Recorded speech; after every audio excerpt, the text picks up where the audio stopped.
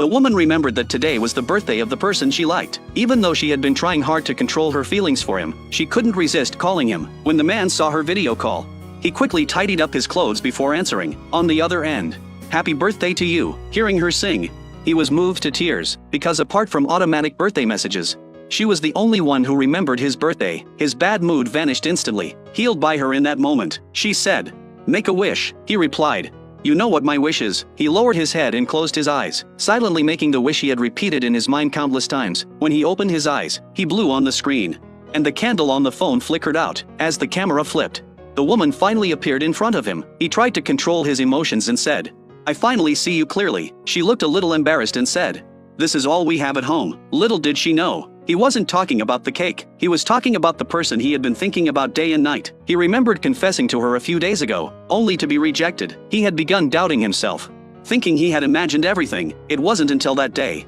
when Yura's friend told him the truth, that he understood. She said, after Yura rejected him, she was really hurt. Her heart was conflicted. She was afraid of rushing into a relationship, then immediately being separated by distance. If conflicts arose, there wouldn't even be a chance to communicate properly. In the end, they might not even remain friends. Only then did Unwoo realize that Yura had never gotten over the shadow of her ex. Because it was close to the Lunar New Year, Unwoo had to put his feelings aside and return home for the holiday. But his father didn't just bring back his girlfriend and her child. He also took over Yunwoo's room. Unwoo had no choice but to sleep in the cramped study, after already harboring resentment toward his father since his mother passed away.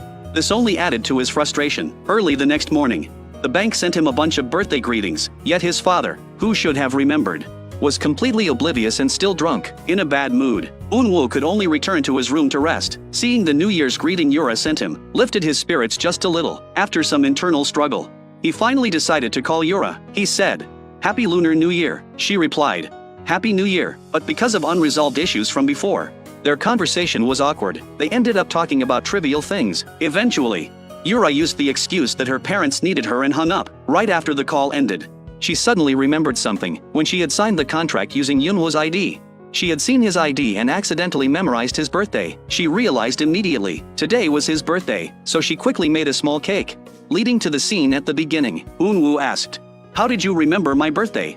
Yura didn't know what to say, so she just scratched her head shyly and smiled. Unwoo seemed to understand her feelings. He told her, "I'll be back on the third day of the new year." Yura said nothing, just smiled and nodded. At that moment, all the awkwardness disappeared. They both understood each other's feelings.